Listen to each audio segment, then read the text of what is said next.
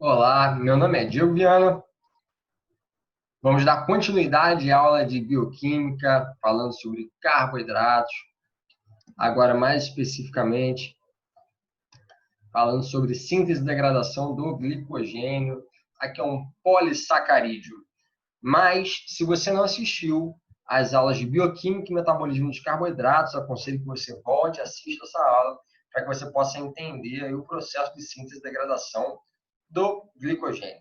Aí nós vamos usar três nomes, na verdade quatro, né, contando com glicogênio, são muito parecidos. Olha só: glicogênese, glicogenólise, gliconeogênese, tá? E glicogênio. Então são nomes muito parecidos que as pessoas confundem muito. Mas vou dar aqui umas dicas para você não confundir mais isso, tá? Todos começam com glico, porque todos são sacarídeos, todos são carboidratos. Então vai ter sempre esse prefixo, tá? Glico. Isso aí não muda. Então, glicogênio é o nome do polissacarídeo. Então, o que a gente vai avaliar é o que acontece com esse polissacarídeo no processo de síntese e degradação. Então, esses nomes estão relacionados à formação do glicogênio ou à quebra do glicogênio. E aí é só você fazer a análise da palavra. Tá? Então, glicogênese, gênese, né? Lembra lá da Bíblia, criação, né? Então, formação de glicogênio. Glicogênese é a palavra que a gente usa para avaliar, para estudar a formação de glicogênio. Glicogenólise. Então, lise significa quebra. Né? Glicogênio, quebra de glicogênio. Então, a gente vai avaliar como o glicogênio é quebrado para fornecer glicose para a gente. E, por último, gliconeogênese. Vou dividir essa palavra em três. Glico de glicose, neo de novo ou nova e gênese de formação. Então, é a formação de uma nova molécula de glicose. Qual é a diferença? A gente vai formar a molécula de glicose a partir de elementos que não são glicídicos, que não são carboidratos. Tá bom? Não é tão difícil. Vamos lá para o nosso desafio.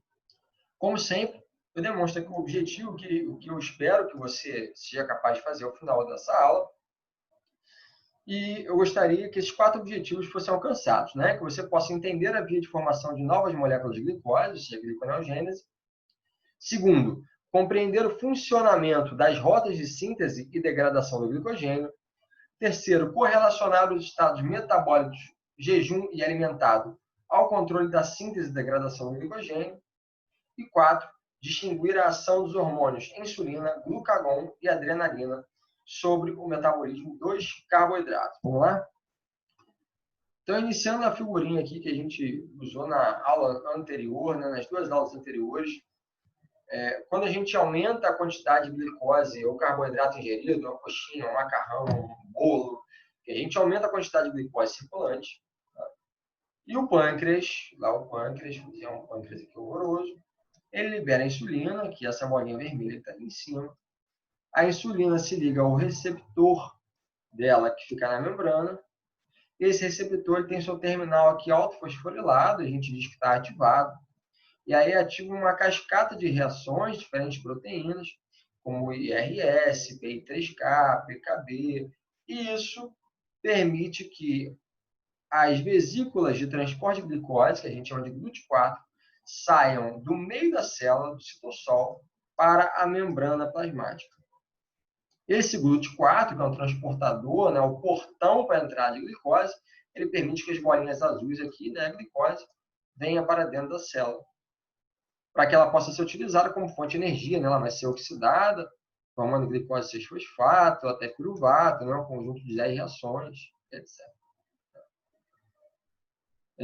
Só que isso acontece quando a gente está em jejum, né? Quando a gente está fazendo exercício em grande quantidade. Agora, nós temos uma forma de armazenar a glicose dentro da célula, que é através do glicogênio. Tá? O glicogênio é um polissacarídeo, glicogênio. É um polissacarídeo que são várias moléculas de glicose coladas uma ao lado da outra. E aí vamos entender como é que é esse processo. Tá? De antemão, já queria explicar para você o seguinte, que a glicose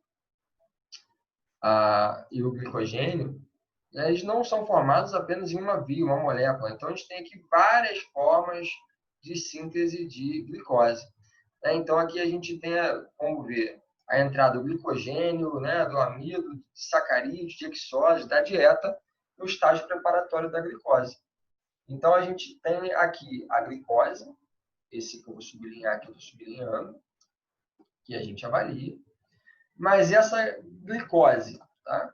Ela pode sofrer uma série de modificações. Então, eu tenho a trealose, que pode virar glicose, a sacarose, que é quebrada em frutose mais glicose. Essa frutose ela não pode entrar direto na via glicolítica, aqui, formando a frutose 6-fosfato, a manose, enfim. O glicogênio endógeno, ele pode sofrer fosforilação pela enzima chamada fosforilase, formar glicose 1-fosfato, glicose 1-fosfato se tornar glicose 6-fosfato direto. Então, a gente tem uma série de vias que permitem que nós façamos aí a glicólise, tá? E que não só direto pela molécula de glicose. Então, isso é bastante importante, né? Então, eu tenho aqui a lactose, que é um disacarídeo, que pode ser quebrado pela lactase. Lembra? A gente falou isso lá na primeira aula de carboidrato. Vai ser quebrada em galactose mais glicose, ou a sacarose, que é um outro disacarídeo, né? Então, olha só o conjunto de reações que podem ocorrer para a gente seguir essa via. De novo, aconselho lá o livro do David, Princípios da Bioquímica de Lerninger. Muito bom. Então, vamos começar aqui pelo início, né? Gliconeogênese, o que é isso? Formação de nova molécula de glicose a partir de elementos não glicídicos. Vou ler esse textinho aqui, lê comigo, ó. O suprimento de glicose a partir dos estoques do fígado, músculo e sangue não é sempre suficiente. Entre as refeições durante períodos de jejum mais longos ou após exercício vigoroso, ou seja, jejum longo ou exercício vigoroso, tá? O glicogênio esgota-se. Esgota-se quer dizer que ele diminui consideravelmente, tá? Então, nós temos aí o estoque no fígado, músculo e sangue, mas nem sempre ele é suficiente, principalmente quando a gente faz longo período de jejum ou exercício físico vigoroso ou intenso. Para esses períodos, em que a gente tem aí uma baixa muito significativa da quantidade de glicose, a gente precisa de formas para manter a glicose plasmática, senão a gente morre, né? Então, para esses períodos, os organismos precisam de um método para sintetizar glicose a partir de precursores que não são carboidratos. Isso é realizado por uma via chamada gliconeogênese, nova formação de açúcar, que converte em glicose o piruvato e compostos relacionados com 3 e 4 carbonos. Então, uma forma inversa que a gente tem aí, diferente da glicólise. A gente pega outros elementos não glicosídicos e faz a via inversa, tá? Vamos lá. Outro detalhe que é importante, ainda nesse aspecto, quando nós temos aí a glicólise, o produto final da glicólise, lembra que é o piruvato? O piruvato, ele pode seguir 3 caminhos, lembra disso? Ele pode se tornar lactato, ele pode virar acetil-CoA, se tornar acetil-CoA, ou ele pode fazer, esse aqui nas plantas, tá? Fermentação alcoólica. Para a gente, isso aqui não vem ao caso agora. O que acontece? Quando que ele vai virar acetil-CoA? Quando lá dentro do mitocôndrio, a gente tem uma quantidade grande de oxigênio para receber os elétrons que são retirados lá da via aeróbia, anaeróbia, através do NAD, te joga esse elétron aqui dentro, e aí o oxigênio vai receber esse elétron, o receptor, formando água e ATP.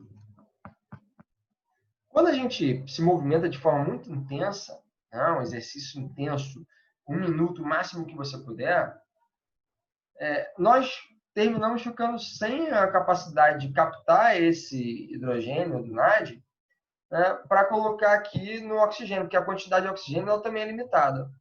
Então, o que acontece?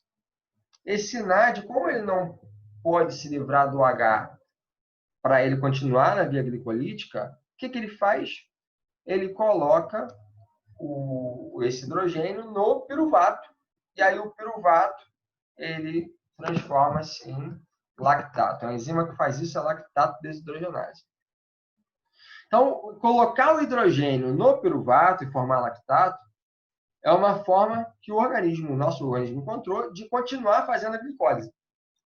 Então, muita gente acha que o lactato é ruim. Não é. O lactato é uma estratégia que nós temos de continuar realizando energia, fazendo ATP via anaeróbia. Tá? Então, aqui explica bem esse ciclo. Né? A glicose ela é quebrada pela via glicolítica, formando 2 moléculas de piruvato. Né? Lembra que a glicose são 6 carbonos, e aí forma 2 moléculas de 3 carbonos. Né? E ela retira, o NAD retira o hidrogênio da glicose.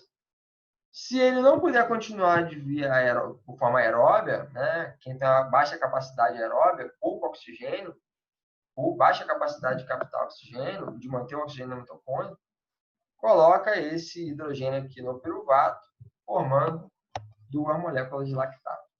Aí isso aumenta a concentração de lactato plasmático.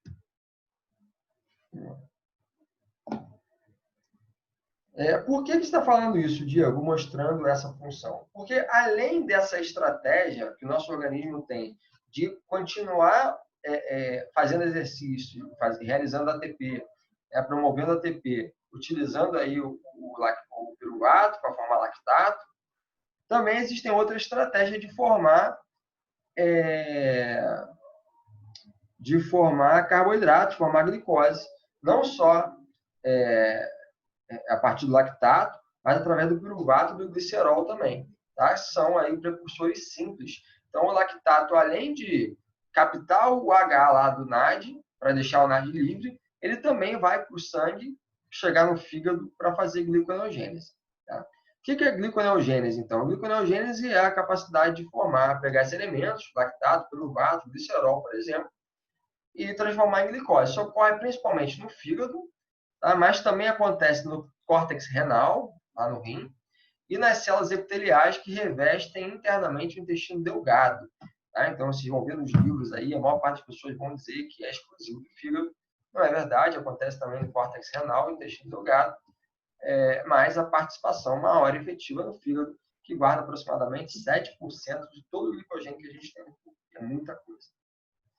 Então, para que você possa entender, aqui a gente tem o lactato, né, os triglicerídeos, o triacilglicerol, né, isso aqui no humano, tá? Não vou falar aqui da planta, que é a fixação de CO2. E aí o lactato, ele pode ser no fígado aí convertido para piruvatos, né, e o triacilglicerol e o glicerol, e aí ele faz a via inversa aí, formando glicose 6-fosfato, que vai formar glicogênio, aumentar a quantidade de glicose plasmática, formar glicoproteínas, ou os disacarídeos ou monossacarídeos, tá? Na planta também não vou entrar. Essa figura aqui, ela expressa bem isso, né? Que a gente chama de ciclo de Cori. E como todo mundo se movimenta, a gente fala bastante sobre esse movimento. Então, aqui o músculo, né? Você tem um bíceps aqui, um indivíduo. O glicogênio, ele pode se transformar aqui em glicose. Aí, pela via glicolítica, né? Pela glicólise, a gente forma lactato. O lactato vai para a corrente sanguínea, chega no fígado. E aí, no fígado, a gente forma a glicose novamente, exporta a glicose lá para as veias, né? E vasos. E aí chega novamente ao tecido periférico que está em movimento. Tá? Então, esse ciclo de Cori, que é essa relação entre tecido e fígado, tecido muscular e fígado, permite que a gente continue realizando o movimento, realizando nossas funções como um todo, não só de contração muscular. Tá? Mas eu fornecer glicose para a gente pensar, para a gente abrir e fechar o olho, para a gente poder fazer a digestão dos alimentos, para que o intestino funcione. E aí o nosso organismo vai escolher a que, enfim, dará a glicose. Tá? Lembra? Se você não lembra, volta lá e dá uma olhada. Quando eu falei da via glicolítica, o que acontece? nós temos 3 enzimas que são limitadoras, que limitam o segmento aí da glicólise inversamente. O que é inversamente? Por exemplo, eu vou usar aqui, né? Eu coloquei aqui a via inteira aqui, tá? E eu dei o zoom. Tá? Então, aqui em cima, essa parte azul, eu coloquei a setinha aqui para o lado. Olha só. Na glicólise, quando a glicose entra na célula, através da hexoquinase, que bota um fosfato lá na glicose e vira glicose 6-fosfato, a hexoquinase, lembra que é uma enzima limitadora, né? Se você tem uma quantidade grande, ela gasta ATP, e quando você tem uma quantidade grande de glicose 6-fosfato, ela para. Essa reação, ela não volta, você não vai ver setinha para um lado e para o outro, a setinha aqui é só para baixo, tá? Isso aqui no músculo. Depois lá, a frutose 6-fosfato, ela vira frutose 1,6-bisfosfato, ela também não tem setinha para cima, tá vendo? Ó, essa aqui tem setinha para baixo e para cima, né? Essa aqui tem setinha para baixo e para cima, aqui no meio. Essa aqui não, ela só tem a setinha para baixo. Essa aqui também, né? A PFK, fosfrutoquinase, só tem setinha para baixo, também gasta aqui um ATP. Quer dizer que a gente não tem o retorno, né? Depois que vai para essa direção aqui, que formou glicose 6-fosfato, não volta. Que formou frutose 1,6-bisfosfato, não volta. Tá? E aí, existe aqui, se você olhar, né, gliconeogênese. Do lado, o que acontece nos outros tecidos, no fígado, no córtex suprarrenal e no intestino, você tem aqui algumas enzimas que são capazes, sim, de fazer a reversão, de formar a glicose a partir de outros elementos. Então, por exemplo, aqui, onde é a hexoquinase, você tem a glicose 6-fosfatase, que é a enzima que transforma a glicose 6-fosfato em glicose. Aqui, onde você tem a PFK, fosfofrutoquinase 1, você tem aqui a frutose 1,6-bisfosfatase 1. Aí ela pega a frutose 1,6-bisfosfato, tira um fosfato, né, inorgânico, e coloca aqui e forma frutose 6-fosfato, para que possa ocorrer esse direcionamento. E aí aqui acontece normal, é uma via de duplo sentido, né? Agora essa parte inferior aqui, tá? A parte de baixo, que é a partezinha aqui, ó, eu passei para cá, vou ter a setinha vermelha aqui, para ajudar. Nós temos aqui também, ó, setinha para baixo e para cima, vermelhinha azul, isso acontece em qualquer célula. Mas no final aqui, né, o fosfenol piruvato, na célula normal, ele só forma o piruvato. E a gente gera aqui ATP, né? Pela piruvato-cinase. A piruvato-cinase ela não faz o inverso, ela não transforma o piruvato em fosfenol piruvato no músculo. E aí no fígado, a gente tem sim a possibilidade de realizar essa função. Nós temos aqui duas enzimas, a piruvato carboxilase, tá? Que transforma o piruvato em oxalacetato, e temos a PEP carboxinase, que faz com que o oxalacetato volte aqui a fosfenol piruvato. Então, dessa forma, a gente consegue pegar o piruvato, que está lá no músculo, o lactato, que é formado no músculo, ou o piruvato, que está no próprio fígado, ou nos tecidos que realizam gliconeogênese, e fazer com que ele vá para cima, no sentido inverso. Tá? Existem várias fontes alternativas de fazer isso. Tá? Então, ali eu dei 3 exemplos, mas existem outros exemplos. Eu vou usar essa tabelinha aqui, ó, de aminoácidos chamados glicogênicos, que são aminoácidos que podem seguir a via inversa. Tá? Então, por exemplo, alanina, cisteína, glicina, serina, treonina, triptofano, tá? A partir do piruvato, ou a partir do alfa-cetoglutarato, succinil-CoA, fumarato, oxalacetato. Tá? Esses aqui são elementos que estão no ciclo do ácido cítrico, no ciclo de Krebs. Então, você consegue olhar aqui, ó, né, perceber que tem esses elementos que compõem aqui o ciclo de Krebs, que permitem, dentro da mitocôndria, que permitem o caminho inverso, né? E a gente consegue formar, por exemplo, fosfenol piruvato, né? Essa via inversa aqui, ó, formar o fosfenol piruvato. Tá? Então, aqui o oxalacetato faz a função. Enfim, né? A gente tem aqui ó, oxalacetato, malato, uma série de reações que permitem a gente fazer esse caminho aí inverso, como, por exemplo, aqui o bicarbonato piruvato formar o oxalacetato, né? Aqui o oxalacetato formando fosfenol piruvato. Então, nós temos uma série de vias. Né? A pessoa, às vezes, acha que é só o lactato que faz essa função, porque o ciclo de Cori, acho que o lactato é o único responsável por fazer gliconeogênese, na verdade. Então, a gente tem outros elementos aí que podem formar glicogênio. E, para mostrar para você um sucesso aqui, um negócio muito legal, eu vou botar aqui um videozinho, que é um vídeo que mostra bem essa condição. Tá? Deixa só eu aqui dar o play. Que esse aqui é um artigo científico, tá? Que os autores eles conseguiram superexpressar a PepsiK muscular. A PepsiK é a enzima aqui, ó. É a enzima que faz o processo inverso lá da piruvatocinase, que faz o reverso do piruvato a fosfenol piruvato. E aí chamou de super mouse, tá? Mais poderoso, mais potente que uma locomotiva, a PepsiK muscular do super mouse. Então você imagina, né, o que é importante antes de ver o vídeo. Nós não conseguimos, tá? Nós não conseguimos fazer a via inversa, tá? A gente não consegue transformar aqui o piruvato em fosfenol piruvato no músculo. A gente precisa, no fígado fazer esse conjunto de reações, botar na corrente sanguínea e a gente colocar de novo para dentro da célula. Então, isso é um processo longo. Se nós tivéssemos a PepsiK no músculo, a gente conseguiria pegar o lactato ali formado e fazer o processo inverso, tá? Esse conjunto de reações. Então, aqui, o que os autores fizeram? Superexpressaram a PepsiK no músculo. Olha só que legal. Vamos ver.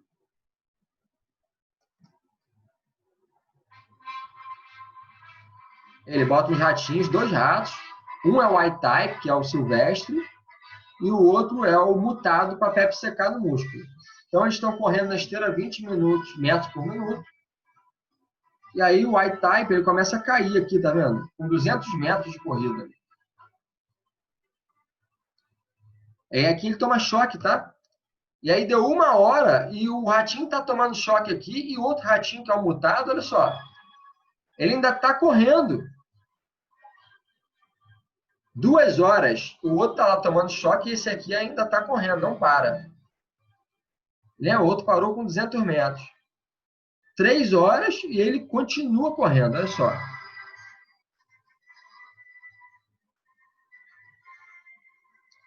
4 horas. Finalmente, ele está fadigado, não aguenta mais. Será? 5 quilômetros, o outro correu 200 metros. Ou não. Então, imagina se a gente consegue fazer isso em humanos, né? Esse é um artigo publicado em 2007. Esse vídeo também tem no YouTube, você consegue acessar. Tem o artigo na íntegra, é só procurar pelo nome do autor, pelo Christopher Putter. Tá? Que bem legal esse trabalho. Tá? Então, aí a possibilidade da gente utilizar isso, né? Quem sabe para frente consegue botar isso em humanos, fazer exercício sem nunca cansar. Nossa disposição para o dia a dia vai ser extremamente mais alta. E aí tem alguns elementos que são centrais ou cruciais para a síntese e degradação de glicogênio, como a AMPK. A AMPK é a proteína sinase ativada por AMP. A AMP é um produto aí da quebra do ATP no metabolismo de carboidratos e de gorduras. Então, a gente tem aqui central a AMPK. O AMPK ele é ativado pelo exercício, é ativado pelo aumento de AMP ou pela diminuição de ATP. Então, claro, quando você faz exercício, você tem uma diminuição da sua capacidade energética, né? Você usa o ATP para contração, e aí você forma mais AMP, então você ativa a AMPK. Leptina de conectina, a ingesta de alimentos, né? Ela é ativada por AMPK, assim como o sistema nervoso central ativa a AMPK também. A AMPK ativa a oxidação de ácidos graxos, captação de glicose, glicólise no tecido cardíaco. Tá? No tecido adiposo, A AMPK ela inibe o tecido adiposo a síntese de ácidos graxos, estimula a lipólise, né? A gente tem aí maior degradação de ácidos graxos. A AMPK no fígado, ela inibe a síntese de ácido graxo, a síntese de colesterol e a síntese de glicogênio. Né? Então, claro, você tem a demanda maior de energia, né? Você vai evitar aqui sintetizar. E no pâncreas, ela também inibe aí a secreção de insulina, tá? Pelas células beta-pancreáticas. No músculo, te aumenta a captação de ácido graxo, oxidação, a captação de glicose e a biogênese mitocondrial. Então, a MPK tem um papel aí extremamente importante, né, em todo esse ciclo que afeta diretamente a síntese e a degradação de glicogênio. Vamos falar agora especificamente da degradação, do processo de degradação do glicogênio. Olha só que interessante. Primeiro vamos relembrar, né, o que é o glicogênio. Então, eu vou utilizar aqui do lado, aqui, ó, tem o glicogênio. Tem vários hexágonos aqui. Cada hexágono desse é um carboidrato, um monossacarídeo, né? Então, eles ficam ligados uns aos outros por uma ligação que é uma ligação O-glicosídica. Tá? Que é essa ligaçãozinha aqui. O que acontece? Quando você está fazendo exercício, está muito tempo em jejum, você não vai guardar energia, você precisa de energia. Então, você começa a quebrar esses pedaços de glicose, porque você não consegue usar o glicogênio inteiro, você tem que liberar. Imagina aquela linguiça que você compra no mercado de churrasco, né, que é um pedacinho colado no outro pedacinho. Quando você vai fazer a linguiça, o que você faz? Você corta ali aquele pedaço da linguiça, uma linguiça única, e bota no seu prato, ou bota para cozinhar lá no churrasco. A glicose no glicogênio é a mesma coisa. Tem vários pedacinhos. Para que você possa fazer glicose, tem que partir o monossacarídeo ali, que é a glicose. Então, o papel importante aqui, tá? Para quebra, né? A gente tem a remoção, ou seja, a retirada da extremidade não redutora, que é a molécula de glicose que está na ponta, pela enzima chamada glicogênio fosforilase, de um resíduo de glicose de extremidade não redutora de uma cadeia de glicogênio. Então, a gente tem aqui a enzima glicogênio fosforilase. O que ela faz? Ela retira a glicose fosforilando, colocando um fosfato. E aí você forma aqui, ó, glicose 1-fosfato, porque o grupamento de fosfato está no carbono 1 aqui da glicose. Tá? E aí você tem aqui o resto do glicogênio fica lá na dele, tá? Quietinho. Então você vê aqui a glicogênio fosforilase, ó, ela tira aqui, tá vendo? A enzima vai separando as moléculas de glicose aqui para deixar disponível. Então, se você tem glicogênio no músculo, você precisa dele para fazer exercício, você vai quebrando o glicogênio em pedaços menores, certo? E aí, assim como você quebra a parte da extremidade, a gente também tem as enzimas, como a oligoglicanotransferase, tá? Que ela atua aqui retirando ou fazendo uma transferência do grupamento aqui, ó, de ramificação para a parte aqui, a extremidade não redutora. Tá? E a gente também pode fazer a retirada do pedaço de glicose de ramificação. Tá? Quem faz isso é a enzima chamada glicosidase. Tá? Te retira aqui a glicose do glicogênio total. Tá bom? Então, a gente vai tirando pedaço por pedaço para utilizar como fonte de energia.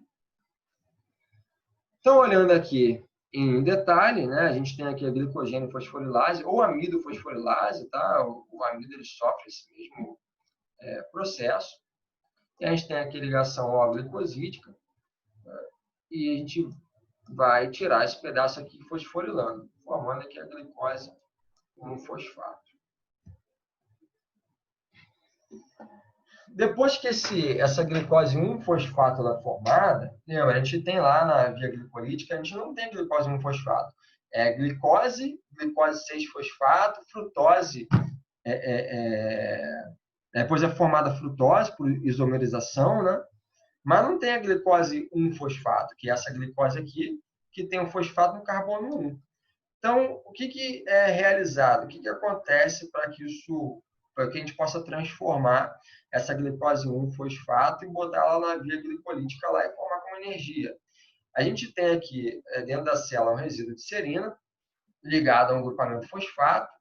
Então, ele cede esse grupamento fosfato aqui para o carbono 6, aí vira glicose 1,6-bisfosfato, e o fosfato que está no carbono 1, ele é transferido aqui para esse grupamento de serina de novo.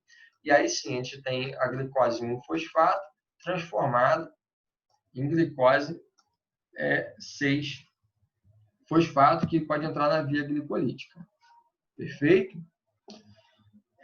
Outro fator aqui importante a se avaliar, né, no fígado, a gente tem lá no lúmen, no retículo endoplasmático, a glicose 6-fosfato, ela entra no retículo através do transportador.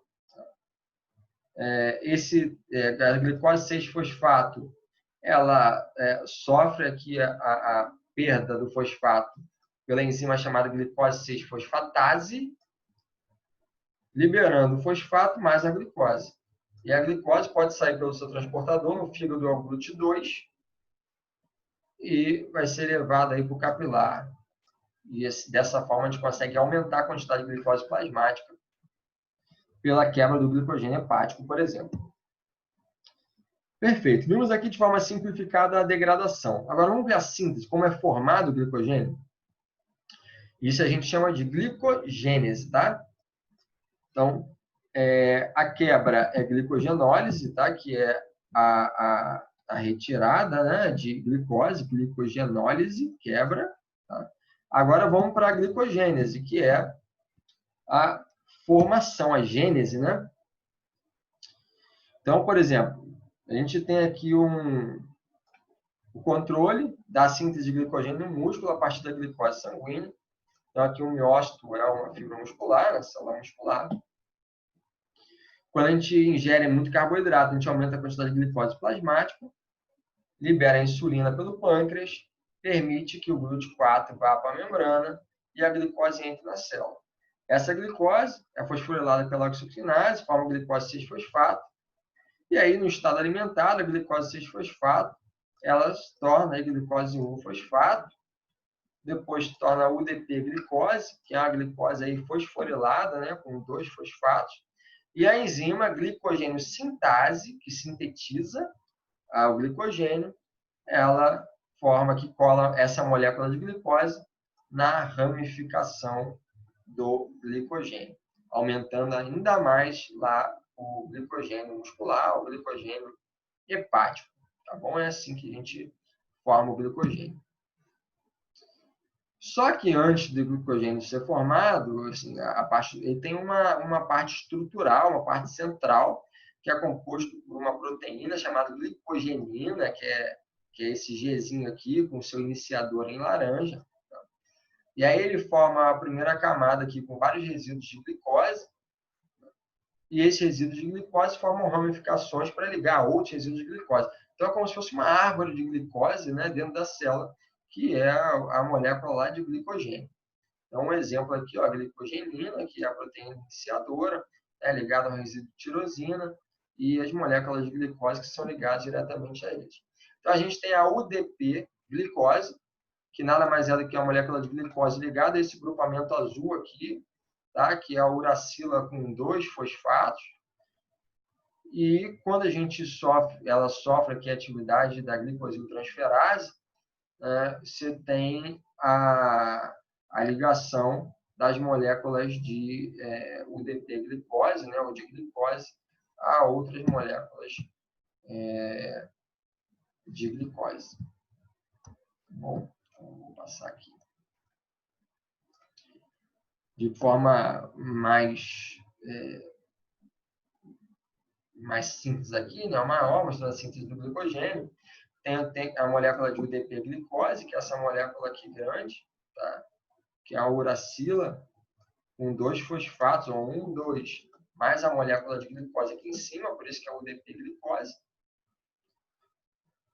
Na presença da glicogênio sintase, que é a enzima que sintetiza glicogênio, ela retira esse UDP, que é essa parte aqui de baixo, fica só a molécula de glicose, ela cola a molécula de glicose aqui na extremidade não redutora, e aí nós temos várias moléculas de glicose junto.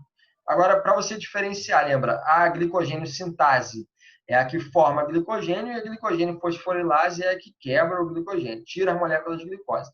Sintase, anexa as moléculas de glicose, fosforilase, retira as moléculas de glicose. Além desse processo de síntese nas extremidades não redutoras aqui, há a possibilidade também de fazer ramificação. Tá? Então, a gente tem a amilotransglicosilase, que é uma enzima ramificadora, ou seja, ela parte e cria uma ramificação ela no núcleo do glicogênio, próximo da glicogenina, permitindo que a gente tenha diferentes extremidades não redutoras aqui e pontos de ramificação. Tá? Então, não precisa ser uma retinha. Isso depende da concentração de glicogênio que a gente tem intramuscular.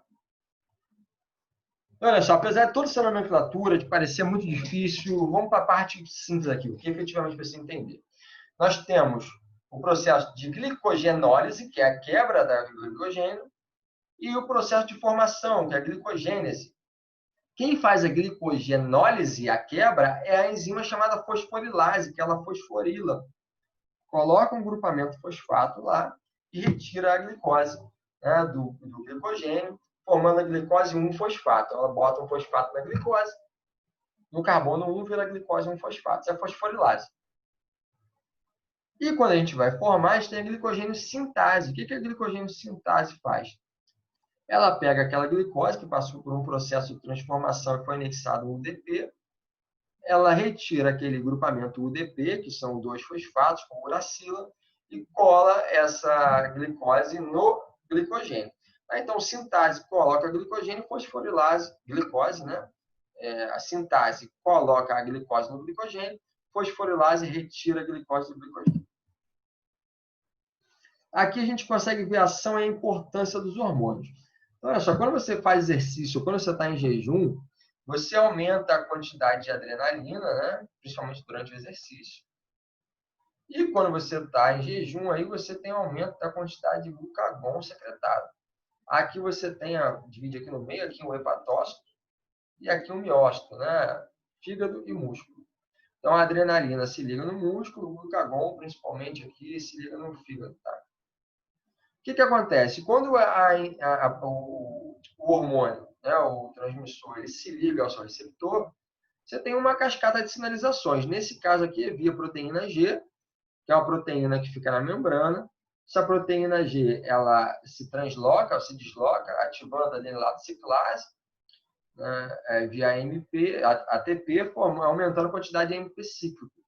Qual é o lance disso aqui?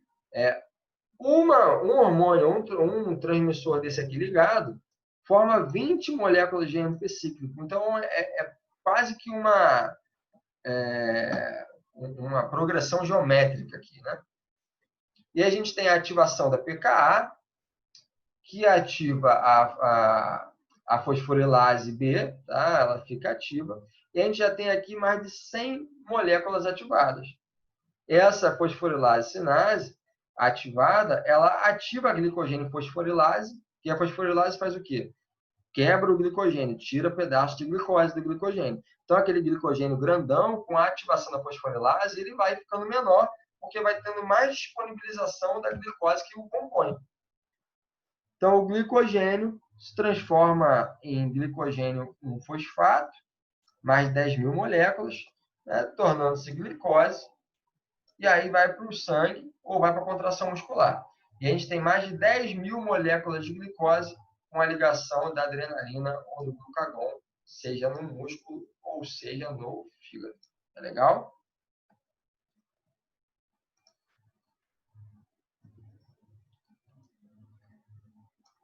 E aí, então a gente falou aqui da fosforilase, tá? Vamos para a sintase, glicogênio sintase.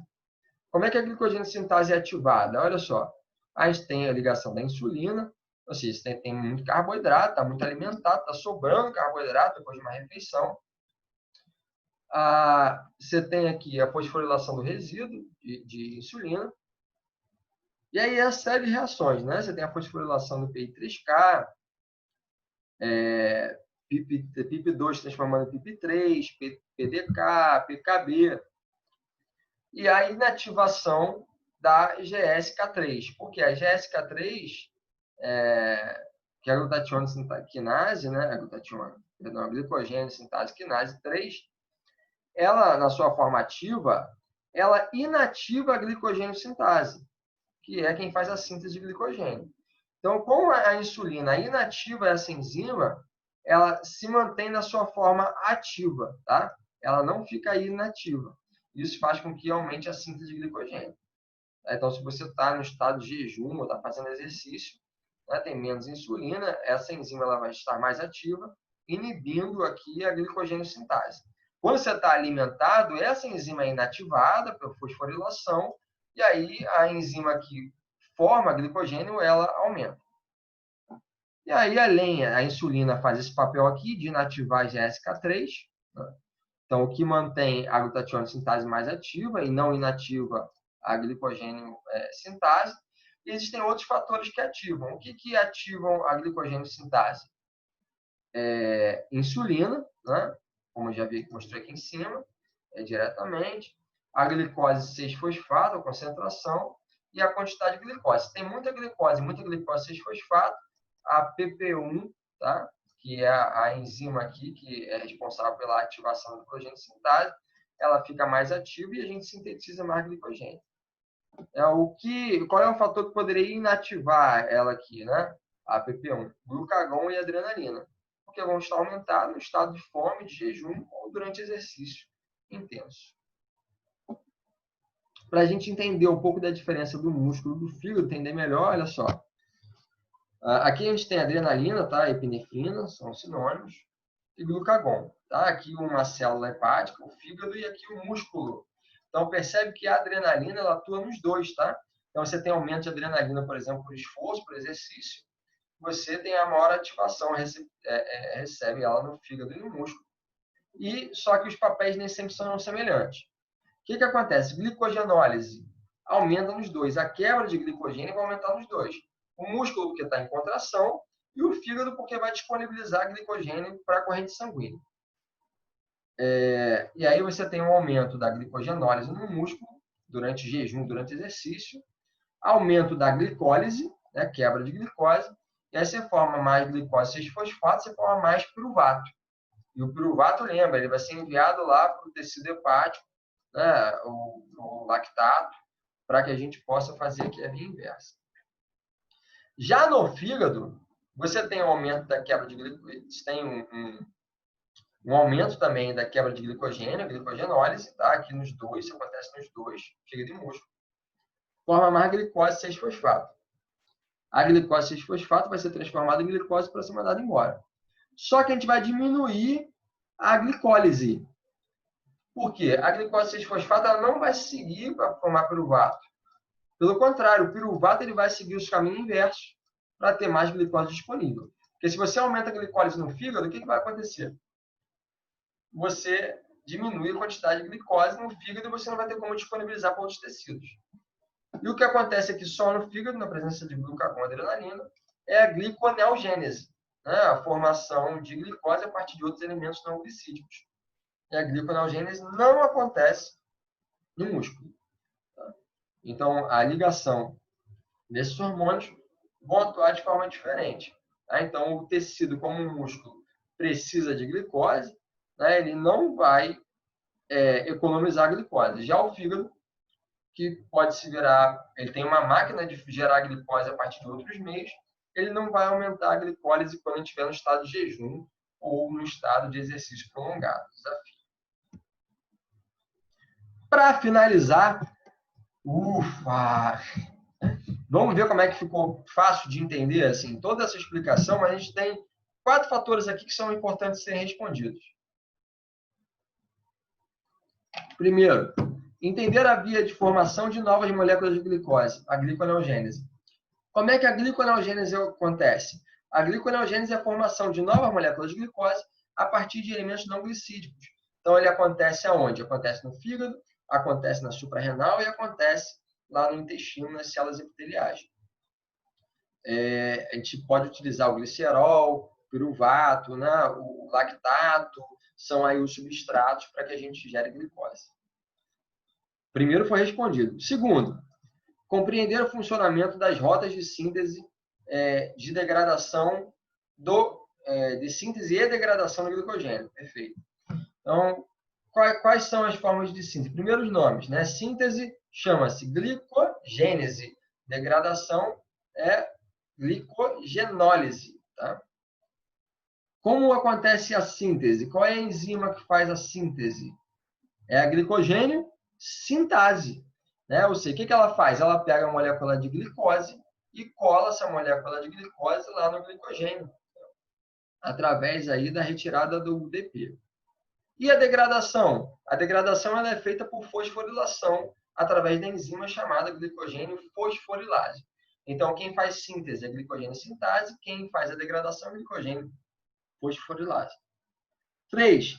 Correlacionar os estados metabólicos jejum e alimentado ao controle da síntese e degradação do glicogênio. Perfeito. Quando nós estamos em jejum prolongado, a gente precisa de energia, você faz síntese ou degradação do glicogênio? Quando você está em jejum prolongado fazendo exercício, você faz síntese ou degradação do glicogênio? Você faz degradação, você quebra. Você não vai armazenar quando você precisa do combustível.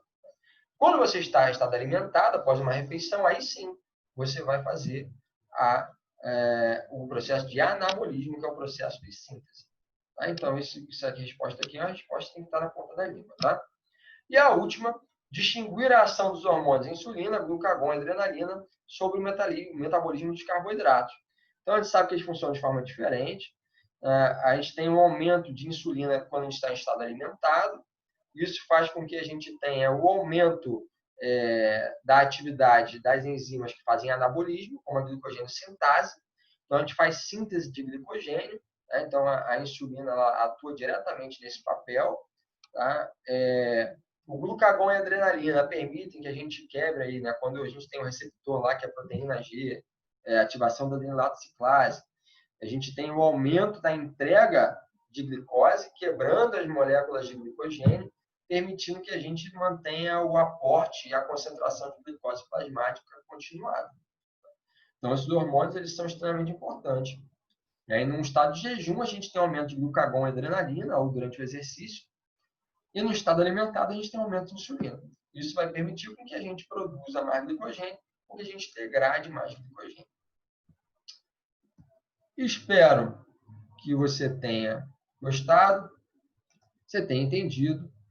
E qualquer dúvida, volta aí na aula, dá uma reolhada. Aí você vai ver que não é difícil e tenta responder sempre os objetivos. Tá bom? Isso aí. Até o nosso próximo encontro.